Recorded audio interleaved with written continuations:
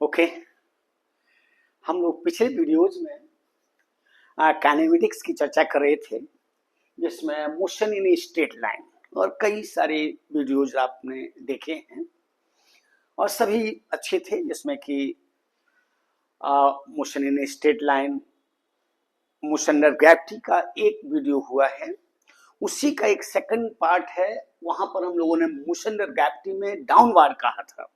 Okay, और यहां हम लोग डिस्कस करने वाले हैं मोशन अंडर ग्रेविटी अपवार्ड, यानी बॉडी को हम ऊपर को फेंक रहे हैं। ओके, तो आप जानते हैं कि ये हमारी अर्थ की सरफेस है और किसी बॉडी को अगर हम छोड़ देते हैं तो बॉडी नीचे आ जाती है, सोते आ जाती है, जिसको आप फ्री फॉल कहते हैं। उस बॉडी का वेट 0 हो जाता है जब फ्रीली फॉल करती है। और यहां पर आप देख रहे हो कि मैंने किसी बॉडी को यू वेलोसिटी से ऊपर की ओर फेंका, क्योंकि बिना वेलोसिटी दिए हम ऊपर की ओर नहीं फेंक सकते हैं।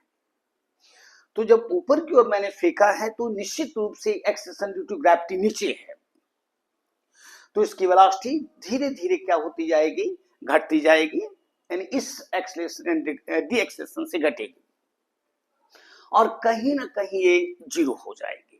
कहीं ना कहीं ये 0, जैसे आपने कभी आम वगैरह तोड़ा होगा तो वो मोशन प्रोजेक्टाइल मोशन है, लेकिन वहां भी आपने देखा होगा जब ऐसे फेंकते हो तो बॉडी हाईएस्ट तक जाती है, हाईएस्ट पॉइंट तक जाती है और उसके बाद वहां से लौट जाती है।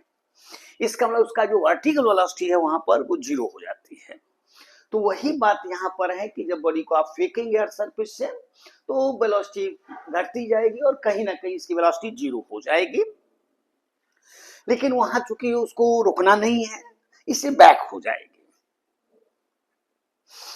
जाएगी और जस्ट बिफोर रीचिंग अर्थ उसकी वेलोसिटी वही हो जाएगी, लेकिन डायरेक्शन इसकी अपोजिट हो जाएगी और इसके बाद बॉडी अर्थ को हिट कर जाएगी।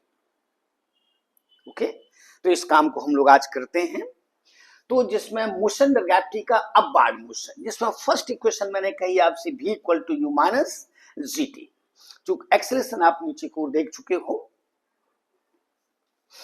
अब मैंने कहा है कि जैसे the velocity of the particle, आपने u वेलोसिटी से फेंका है, यानी body is projected, particle is projected vertically upward with velocity u, यानी particle is projected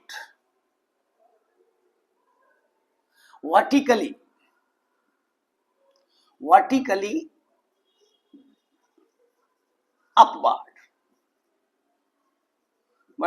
upward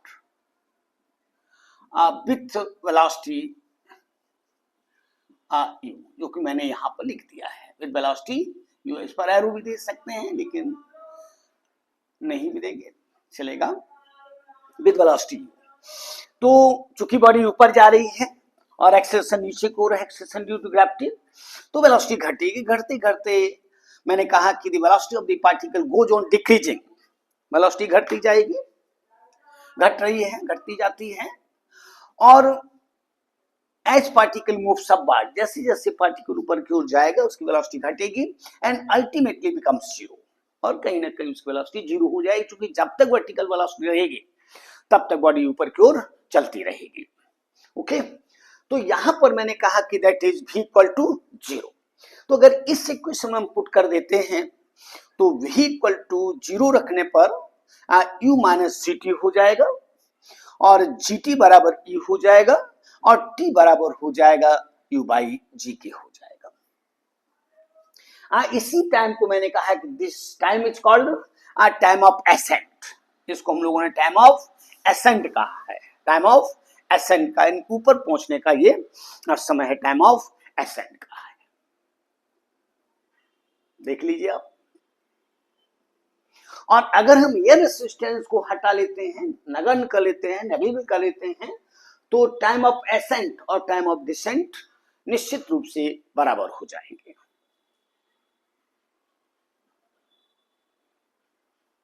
okay, तो ये फर्स्ट इक्वेशन का सारा हम लोगों ने लिया। इस इक्वेशन पर एम्स वगैरह ने क्वेश्चन भी किया है जिसमें उन्होंने इंटायर मोशन शब्द का यूज किया है। कई सारे एग्जाम में इस क्वेश्चन को आपसे किया जा चुका है। ठीक है ना, जैसे हम इसी एग्जाम्पल को आपको पहले बताते हैं। For example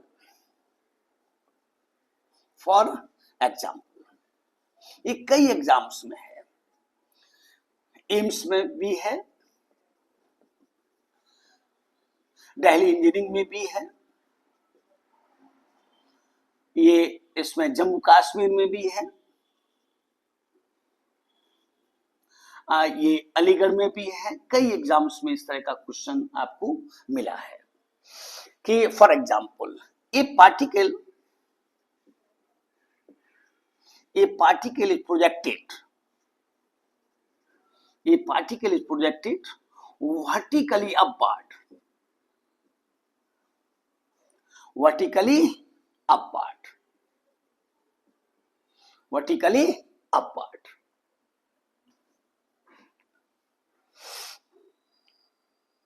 vertically upward with velocity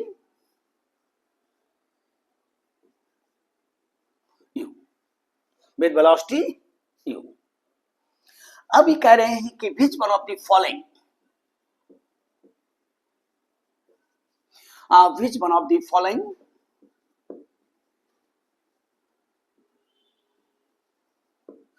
velocity time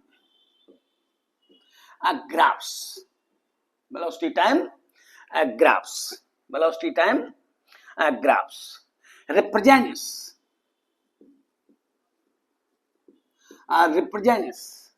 an entire motion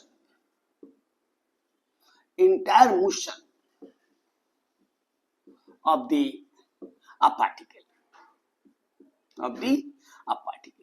ये आईआईटी में भी है 2017 में है, 2017 में है। तो ध्यान दीजिएगा। ओके, जैसे मैंने आपसे कहा कि चूंकि कई सारे आंसर्स होते हैं तो हम लोग आंसर ही कर रहे हैं। जैसे मान लेते हैं कि ये v है, वेलोसिटी है, और इस साइड में टाइम ऑफ फ्लाइट t है, टाइम है। ओके, और ये वेलोसिटी है v, और आपने बॉडी को फेंका है, बॉडी को ऊपर की ओर फेंका है, तो निश्चित रूप से वेलोसिटी को आप यू वेलोसिटी से फेंकेंगे, ये आपने यू कहा। अब जैसे जैसे आगे आप बढ़ेंगे तो ये वेलोसिटी घटती जाएगी, ऐसे घटेगी, घटते घटते घटते घटते घटते घटते घटते जीरो हो जाएगी। यहां पर पार्टिकल की वेलोसिटी जीरो हो चुकी है। तो ये जो समय है यही आपने कहा है कि TA है, टाइम ऑफ एसेंट है। अब चूंकि बॉडी हाईएस्ट पॉइंट पर है, ये बॉडी हाईएस्ट पॉइंट पर है, क्योंकि वहां पर वेलोसिटी जीरो हो चुकी है। अब ये बॉडी नीचे आएगी, और नीचे आकर इसकी वेलोसिटी अपोजिट डायरेक्शन में बढ़ती जाएगी,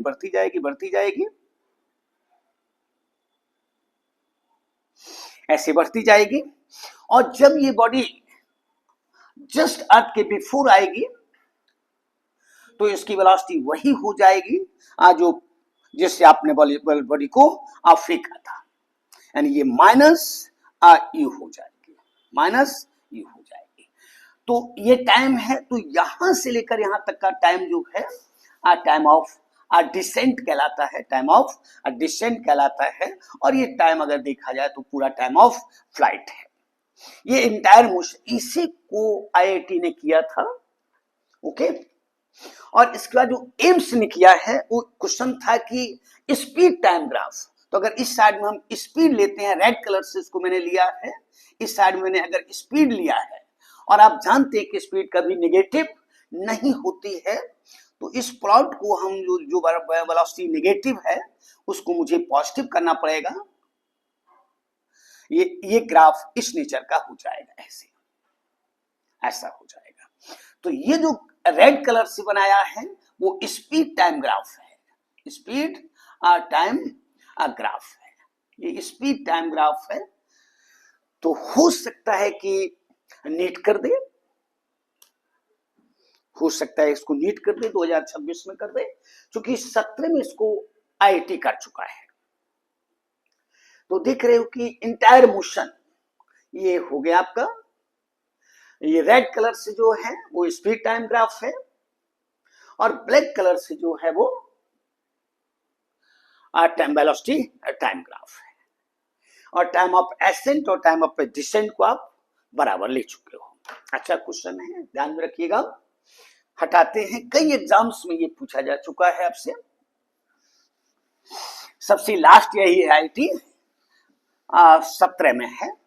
ओके, और यहां पर भी अगर चाहे तो आप कह सकते हो if we neglect, if we neglect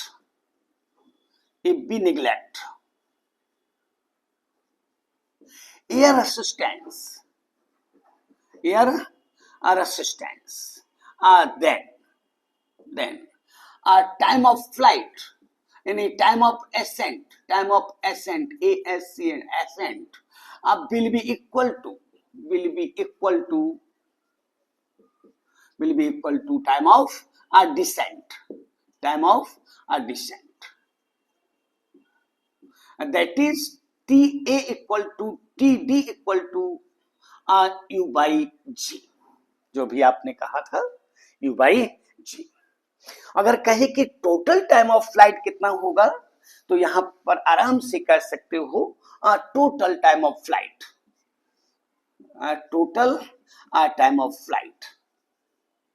इतने समय तक बॉडी एयर में रहेगी, यानी T बराबर कह सकते हो TA प्लस TD, जो कि बराबर हो जाएगा टू U बाई G, यानी यहां से यहां तक का समय आपको ये मिल जाएगा।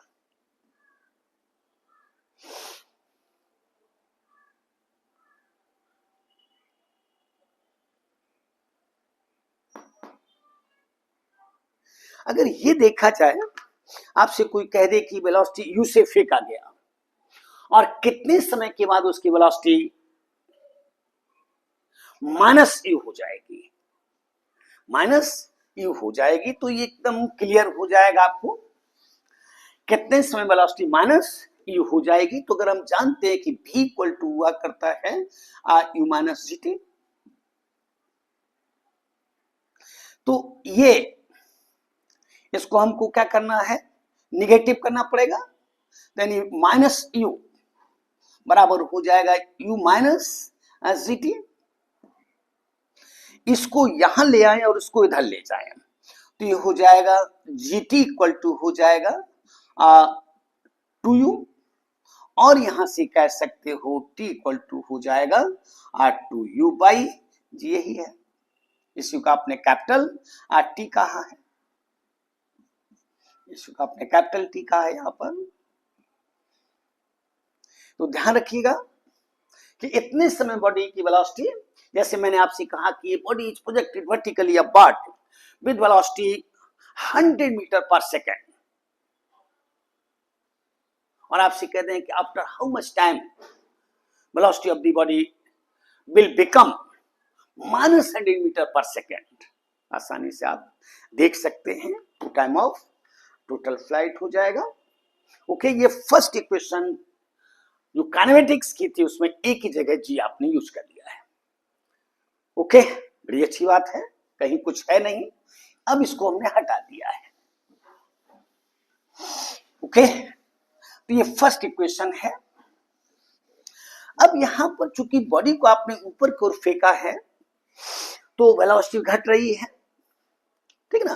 तो यहां भी आप कह सकते हो सेकंड जो इक्वेशन ऑफ काइनेमेटिक्स हो जाएगी, यानी अंडर ग्रेविटी के लिए, तो ut minus half GT square, ut minus half GT का square, ut minus half GT square.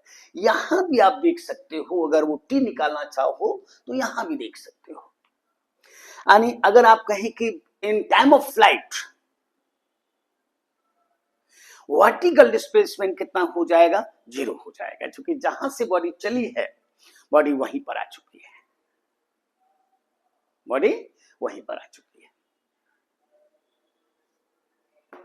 तो यहां भी देख सकते हो। अगर इसको हम 0 कर दें तो भी वो आंसर आपको मिल जाएगा।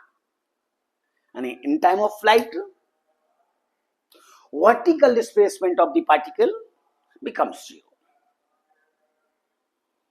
तो बिल्कुल आप आसानी से समझ सकते हैं। अगर आपसे कोई पूछ दे तो आप कह दीजिएगा कि in a time of flight, in time of a flight और vertical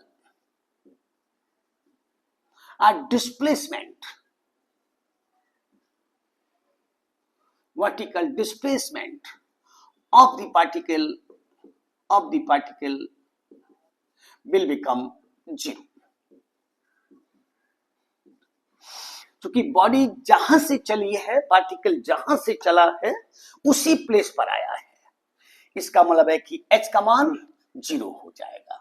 that is in time. देख रहे हो कि टाइम ऑफ फ्लाइट में वर्टिकल डिस्प्लेसमेंट 0 हो जाएगा। That is in time t equal to capital T, ये h बराबर कितना हो जाएगा? 0 हो जाएगा। एक छोटी छोटी बातें हैं जिसको आप आसानी से समझ सकते हैं। तो अगर इसका मान हम 0 कर दें बराबर u capital T minus half RGT का स्क्वायर, इसको अगर हम इधर ले आते हैं तो हाफ GT स्क्वायर ये बराबर हो जाएगा UT।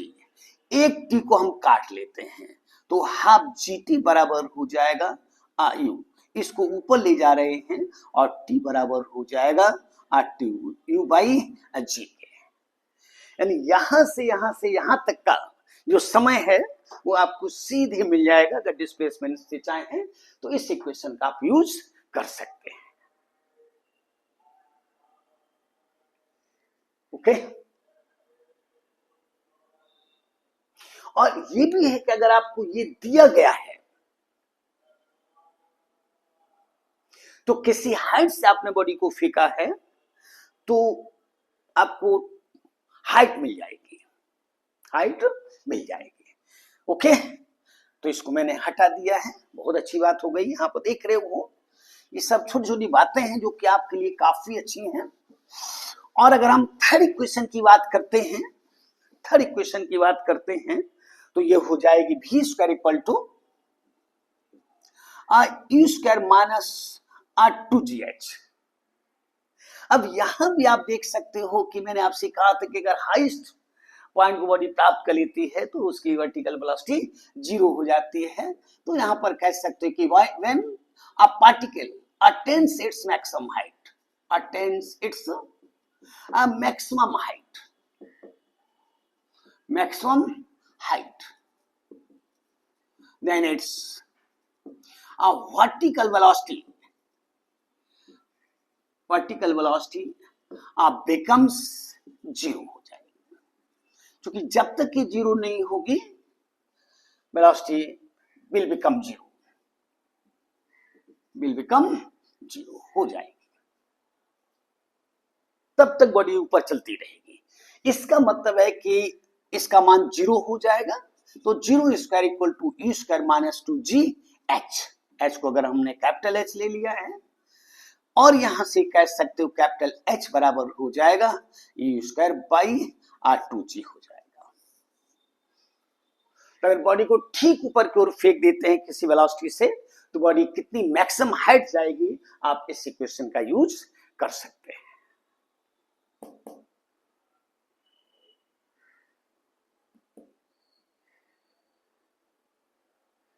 कुछ नहीं है, इतनी अच्छी बातें हो गई तो आसानी से समझ सकते हैं। तीनों इक्वेशंस आप देख रहे हो। और अगर कोई nth सेकंड की बात कर दे, चूंकि मोशन ग्रेविटी में g कांस्टेंट आप मानते हैं, तो अगर nth सेकंड बॉडी कितनी हाइट कवर करेगी ये देखा जा सकता है तो उसको आप कहेंगे hn बराबर हो जाएगा किसके? hn बराबर हो जाएगा u minus half g 2n minus 1 के। फर्स्ट सेकंड बॉडी कितनी हाइट अटेन करेगी, सेकंड बॉडी कितनी हाइट अटेन करेगी, थर्ड सेकंड बॉडी कितनी हाइट अटेन करेगी, आप इसका यूज कर सकते हैं।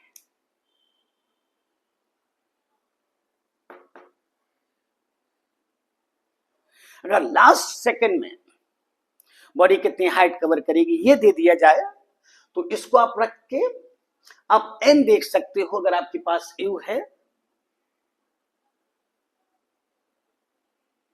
तो आप टोटल हाइट आप निकाल ले सकते हो। ओके, तो बहुत अच्छी बात है, आसानी से आप समझ सकते हैं। ये यहां से यहां तक हाइट है जहां तक बॉडी को जाना होगा। अब यहां भी कह सकते हो कि उस इक्वेशन से कि जैसे जैसे अगर हम वेलोसिटी को बढ़ा देंगे वैसी वैसी ये वाली हाइट क्या होती जाएगी, बढ़ती चली जाएगी। ये वाली हाइट बढ़ती जाएगी।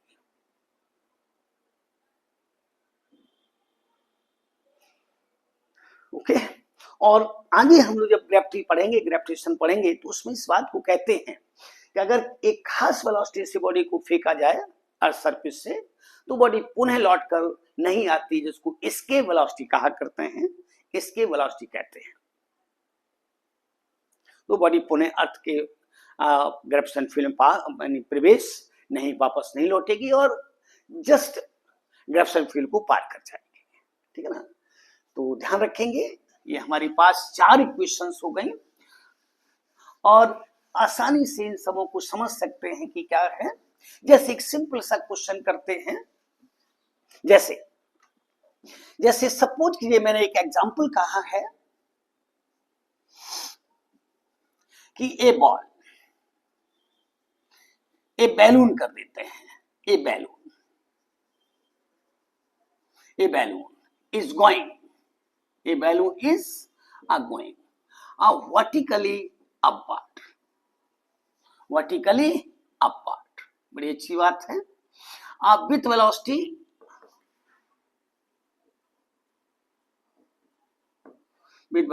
12 metre per second. A balloon is going vertically upward with velocity 12 meter per second. It releases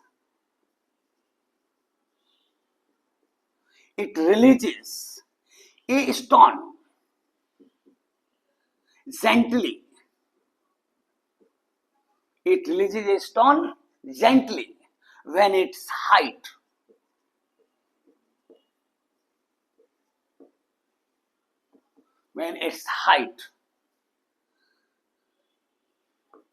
above the ground is above the surface of earth is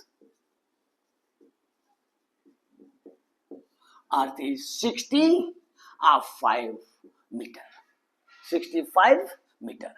अब यहां पर ये कह रहे हैं क्या कि find a time after which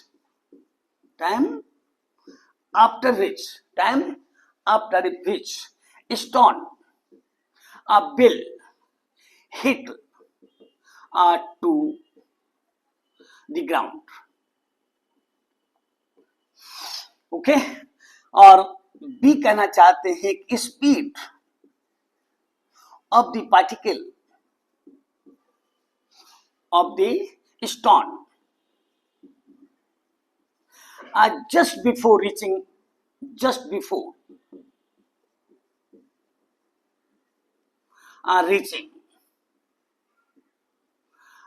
to the earth, to the ground. Okay, तो 2 काम आपको करने हैं। जैसे आपने कहा कि एक बैलून को वर्टिकली ऊपर को फेंक दिया है 12 मीटर पर सेकंड से, और करें कि जब उसकी हाइट 60 मीटर है फ्रॉम द ग्राउंड, तो उससे आपने एक स्टोन को रिलीज किया है। तो आप कहते हैं कि जब find stone any time after which stone will hit to the ground, यानी कितने समय के बाद स्टोन ग्राउंड को हिट करेगा और कितनी स्पीड से हिट करेगा। तो अगर आप थोड़ा सा भी ध्यान देंगे तो आसानी इसको देखा जा सकता है। जैसे सपोज कीजिए कि ये सरफेस ऑफ अर्थ है, और यहां से आपने कहा कि यहां पर बैलून है, ये बैलून है। यहाँ पर ये बैलून है और बैलून जा रहा है, निश्चित रूप से जा रहा है, कितनी स्पीड से जा रहा है, मान लीजिए वेलोसिटी से जा रहा है, हम इसको वेक्टर ले लेते हैं। तो यहीं पर इसने स्टोन को निकाल दिया है और जेंटली निकाला है, और इनर्शिया से आप जानते हैं कि जो वेलोसिटी स्टोन की, जो वेलोसिटी बैलून की होगी, ठीक वही वेलोसिटी स्टोन की हो जाएगी। तो ये वेलोसिटी कितनी होगी, ये हो जाएगी, ये वेलोसिटी यू हो जाएगी, यानी स्टोन की हो जाएगी, इसकी बैलून की हो जाएगी। और यहां से लेकर यहां तक की हाइट हमारे हाथ में है, यहां से लेकर यहां तक की हाइट हमारे हाथ में है, एच ये दी गई है। यानी स्टोन को मैंने बाहर निकाल दिया है। अब क्या होगा कि स्टोन ऊपर बढ़ेगा और वेलोसिटी घटते घटते घटते घटते घटते घटते कहीं ना कहीं जीरो हो जाएगी और वहां से लौटेगा, वहां से लौटेगा ये, और लौटेगा जब इसी हाइट पर पहुंचेगा तो इसकी वेलोसिटी जस्ट अपोजिट हो जाएगी, यानी माइनस यू। ध्यान दीजिए, माइनस।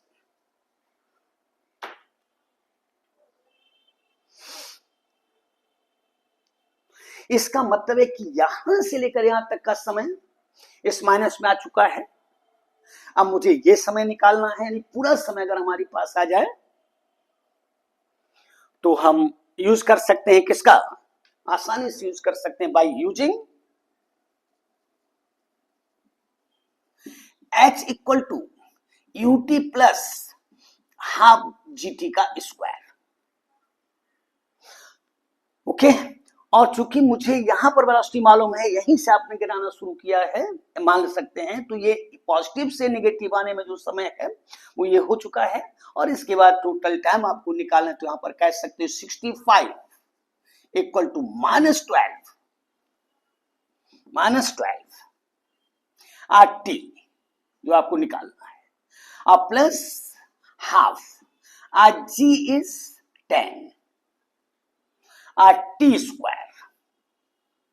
ओके, और इसको हम लिख सकते हैं 5T स्क्वायर -12T और -65 इक्वल टू 0। ये क्वाड्रेटिक इक्वेशन है, ये क्वाड्रेटिक इक्वेशन है।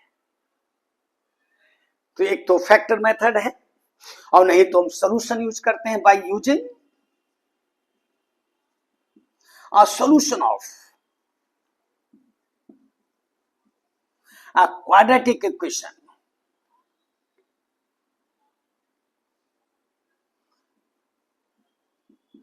क्वाड्रेटिक इक्वेशन,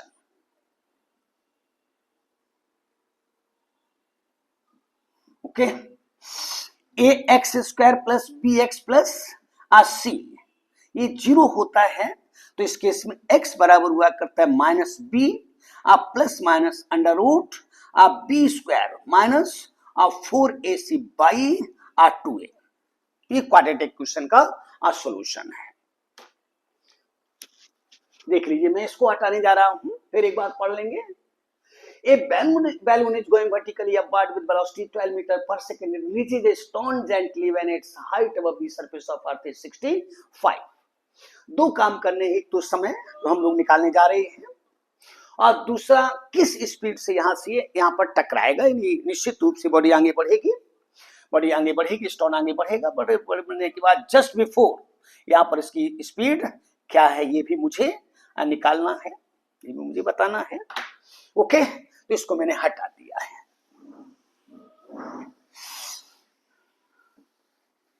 इसको मैंने हटा दिया है। अब यहां पर मुझे t चाहिए, तो ध्यान दीजिएगा, यानी t इक्वल टू हो जाएगा माइनस b का मान है -12 अब प्लस माइनस अंडर रूट -12 का square -4, a is 5,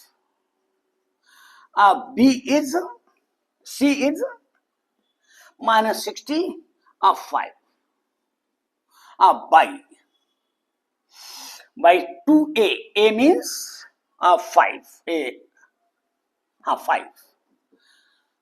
This is the solution of quadratic equation. आप देख लीजिए, अब तो होशियार हैं आप, आसानी से समझ सकते हैं। Minus minus plus, plus minus under root 144 minus minus positive 4 into 5 20 30 100 by 10, ये इक्वल टू हो जाएगा, ये इक्वल टू हो जाएगा 12 प्लस माइनस अंडर रूट 1040 और 1444 अब बाई 10। इसका अगर हम रूट करते हैं तो 400 का 40 का 1600 होता है, तो इसको आप देख सकते हो 12 प्लस माइनस ये हो जाएगा 38 अब बाई 10 बाई 10, ध्यान दीजिएगा बाई 10 बाई 10। अब अगर हम निगेटिव लेते हैं तो टाइम निगेटिव आ जाएगा। हम जानते हैं कि since time can never be be negative, time का मान कभी नेगेटिव नहीं होता है, इसलिए t इक्वल टू हो जाएगा 12 प्लस 38 बाई 10, ये हो जाएगा 38 50 बाई 10 यानी 5 सेकेंड। इसका मतलब है कि यहां से लेकर यहां तक की का टाइम 5 सेकेंड है। अब इसमें कई क्वेश्चन बन सकते हैं। ये भी बन सकता है कि जैसे कोई ब्रिज है और उस ब्रिज से किसी बॉडी को फेंका गया है, तो ब्रिज की हाइट क्या है ये भी आपको दे सकता है। जैसे भी हम 5 मिनट में आपको क्वेश्चन वो भी करते हैं, और इसके बाद आपको भी बताना है तो आप देख सकते हो, आसानी से देख सकते हो। किसका यूज करेंगे, क्योंकि टाइम हमारे पास है, तो v इक्वल टू हुआ करता है u माने उससे भी हम निकाल सकते हैं, या बी स्क्वायर बराबर you square plus twice GS से भी हम निकाल सकते हैं। ओके, किसी इक्वेशन जो किस समय हमारे पास है, टाइम हमारे पास है, तो बहुत अच्छी बात है। ओके, इसी नेचर का क्वेश्चन अगर हम देखें तो नीट ने किया था 2023 में, एकदम डायरेक्ट इसी का यूज हुआ है, नीट यूजी 2023। इन्होंने कहा एग्जाम्पल कि a horizontal bridge is built. A horizontal bridges are built across a river.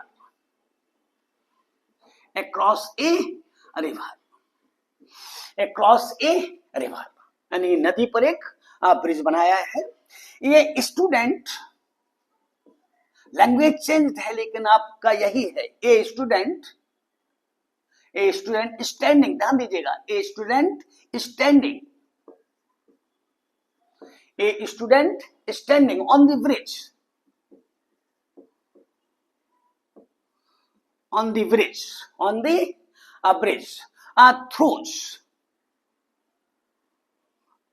throws a small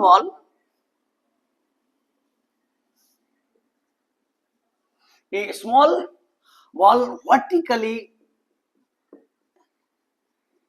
above with the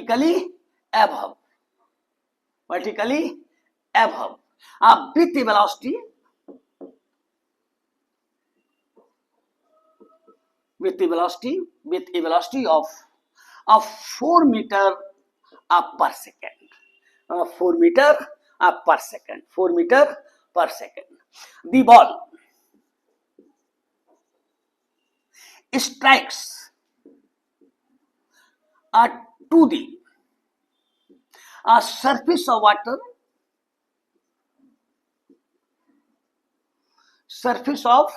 water, after 4 seconds. The height of the bridge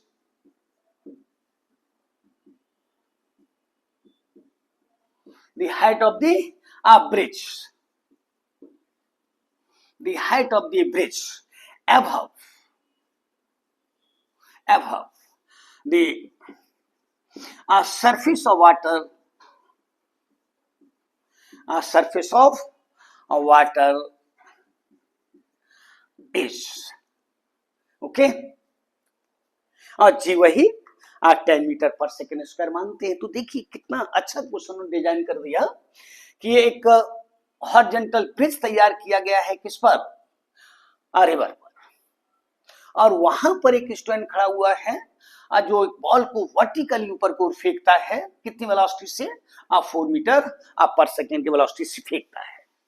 इसका मतलब है कि बात यही है, बात यही है। सपोज कीजिए कि ये रिवर वाटर है, ये रिवर वाटर है, रिवर वाटर, यहां पर ये ब्रिज है, यहां पर एक ब्रिज है, और यहां पर एक स्टूडेंट खड़ा हुआ है, यहां पर एक स्टूडेंट खड़ा हुआ है, और यहां से उसने बॉल को फेंक दिया है, यहां से उसने बॉल को फेंक दिया है, किसी वेलोसिटी से फेंक दिया है। ओके, फेंक दिया है, बड़ी अच्छी बात है। और ये हाइट मुझे चाहिए थी, ये हाइट मुझे चाहिए थी। अब बॉडी क्या होगी, बॉल ऊपर जाएगी जाएगी, कहीं ना कहीं वेलोसिटी इसकी 0 हो जाएगी, और वहां से लौटने के लौटते लौटते यहां पर उतना ही हो जाएगी, लेकिन नीचे को हो जाएगी, नीचे को हो जाएगी। तो हम ठीक वही इक्वेशन यूज कर लें जैसे कि अभी मैंने आपसे कहा था, जिसमें आपने टाइम निकाला है। हम जानते हैं कि सिंस h बराबर हुआ करता है ut प्लस हाफ gt का स्क्वायर। तो जो पहला क्वेश्चन था उसमें मुझे t मालूम नहीं था, h मालूम था और u मालूम था, लेकिन अब क्या है कि u मालूम है, t मालूम है, और मुझे h निकालना है।